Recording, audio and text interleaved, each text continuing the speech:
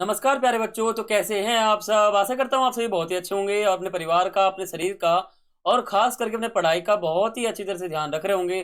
तो प्यारे बच्चों, जैसा कि आपने मेरा थंबनेल देख ही लिया होगा, थंबनेल में मैंने आपको ये कहा था कि आज की इस वीडियो में मैं आपको एक ऐसा क्वेश्चन पेपर बताऊंगा जो कि क्लास 12th का हिंदी ऐच्छिक का रहने वाला है। तो यही मैं आपको क्वेश्चन पेपर बताऊंगा। और अगर अगर आपने इस क्वेश्चन पेपर को कर लिया तो जो आपका प्री बोर्ड एग्जाम आने वाला है बहुत ही जल्द, आपका क्लास 12th का जो प्री बोर्ड एग्जाम आने वाला है, तो वो एग्जाम आप बहुत ही अच्छी तरह से करोगे। और आपके हिंदी में तकरीबन बताऊं तो बहुत ही इजी सब्जेक्ट होता है। 95 प्लस आपके नंबर आ जाएंगे। ठीक है, 95 प्लस आपके नंबर आ जाएंगे आपके हिंदी इलेक्टिव वाले सब्जेक्ट में। तो मैं आपको ये कहता हूं कि आप इस वीडियो को पूरा देखो, अंत तक देखो।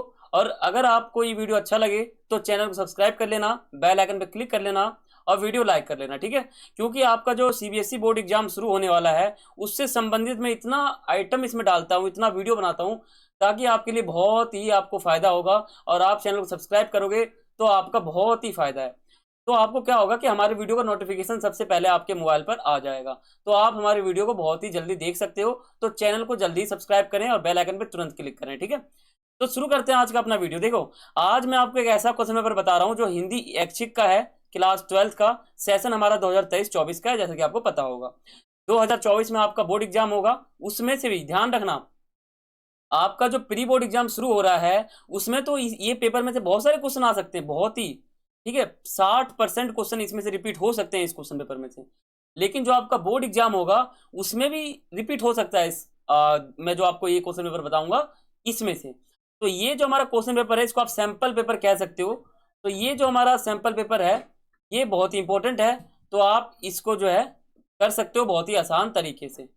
अगर आपने इसको पूरा कंप्लीट कर लिया तो मेरी गारंटी है कि जो आपका ये बोर्ड एग्जाम है बहुत ही अच्छा जाएगा। और आपके नंबर जो है वो मैं कहूँ तो 95 प्लस आ सकते हैं, क्योंकि जो आपका बोर्ड एग्जाम होगा और जो प्री बोर्ड एग्जाम है दोनों में तकरीबन सेम है। दोनों दोनों में नंबर जो है सेम ही आएंगे आपके। और ज़्यादातर जो इसमें क्वेश्चन मैं आपको बताऊंगा ये भी आपके बोर्ड एग्जाम में आपको सेम टू सेम दिखेंगे, और जो आपका प्री बोर्ड एग्जाम होगा उसमें भी आपको सेम टू सेम देखने को मिलेंगे। तो पहले मैं मिटा लेता हूँ इसको और फिर आपको बताता हूँ। देखो, ध्यान से देखना, वीडियो स्किप बिल्कुल मत करना। अगर आप वीडियो स्किप करोगे तो आपका बहुत ज़्यादा नुकसान है।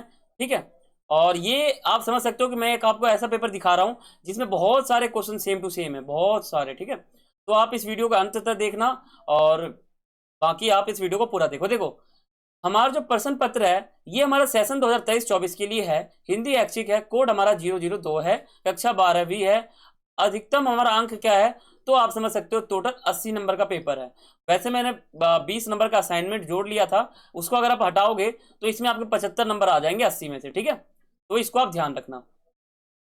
तो अब हम क्या करते हैं, अब हम इनके क्वेश्चन को देखते हैं। देखो, इस प्रकार आपका ये पेपर आएगा, इसमें टोटल इतने सारे खंड बने हुए हैं। और बाकी जो आपका गद्दे खंड है ये आपका पहला प्रश्न होगा। 10 नंबर के आपके गद्दे खंड आएंगे जिसे हम रीडिंग कंप्रीहेंशन कहते हैं। तो ये आपका बहुत ही ज्यादा इंपॉर्टेंट है। ठीक है, बहुत ही इंपॉर्टेंट है। तो 10 नंबर देखो आपके एमसीक्यू के हैं, पूरे के पूरे आपके पूरे एमसीक्यू क्वेश्चन आएंगे, है ना बच्चों।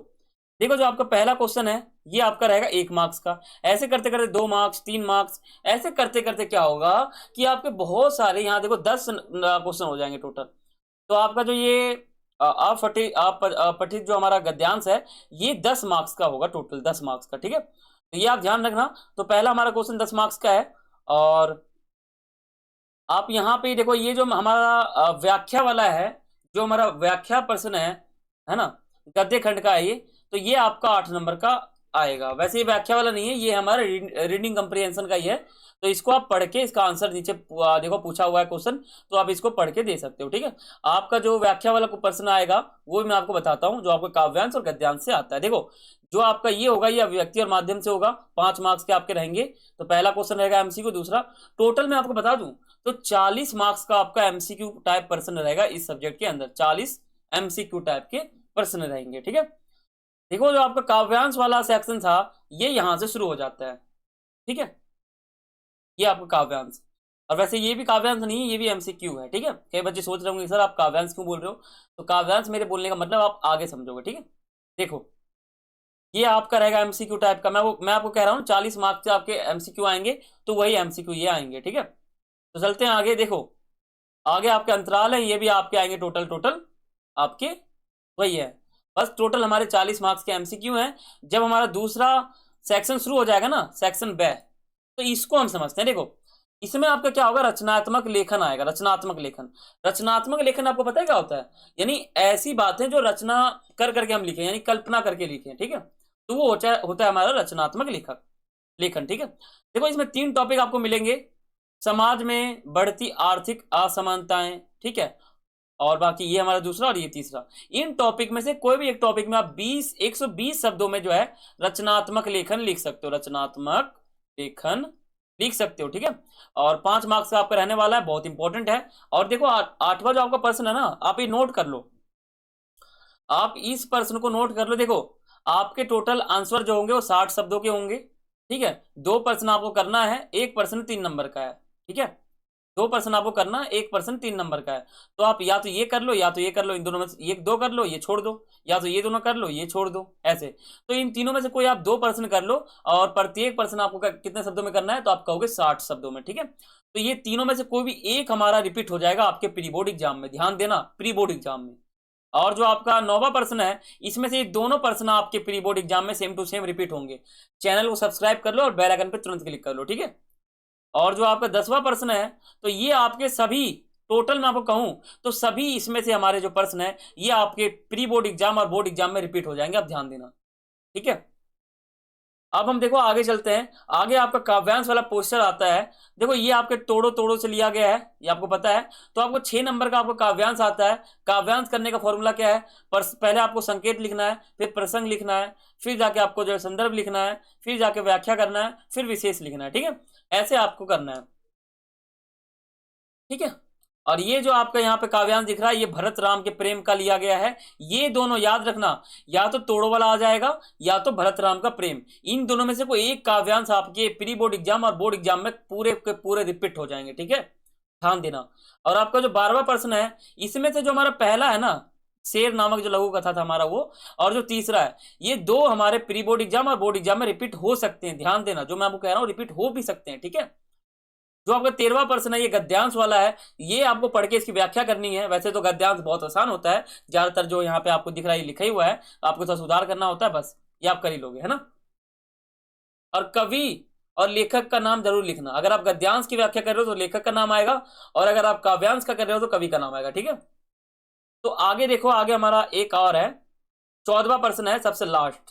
देखो ये जो है ना, ये सब लॉन्ग टाइप प्रश्न है, 3 मार्क्स का हमारा एक प्रश्न है। तो आप ध्यान देना, ये जो हमारा ख वाला भाग है ना, कि लेखक विश्वनाथ ने किन आधारों पर अपनी मां की तुलना बत्तख से की थी, ये प्रश्न आपके बोर्ड एग्जाम में रिपीट आएगा, ध्यान देना, रिपीट आएगा, ये रिपीट आएगा।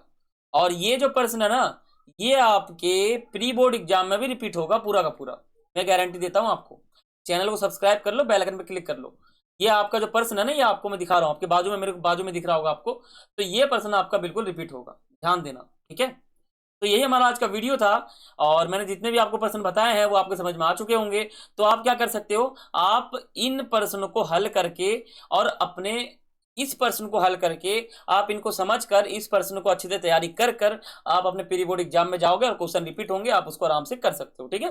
बहुत आसान है, और कई क्वेश्चन रिपीट होंगे इसमें, जरूर होंगे, जरूर रिपीट होंगे। आप इनको नोट कर लो, खास करके ये सभी क्वेश्चन जो लॉन्ग क्वेश्चन है जो मैंने आपको बताया वो रिपीट कर लेना, वो बहुत ही रिपीट होगा, याद कर लेना, बिल्कुल पढ़ लेना, ठीक है। तो यही हमारा आज का वीडियो था।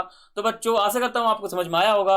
अगर आया है तो चैनल को सब्सक्राइब कर लेना, बेल आइकन पर क्लिक कर लेना, और वीडियो अच्छा लगा तो एक लाइक जरूर करना। तो मिलते हैं अगले वीडियो में, तब तक के लिए सभी को थैंक्स फॉर वॉचिंग। जय हिंद।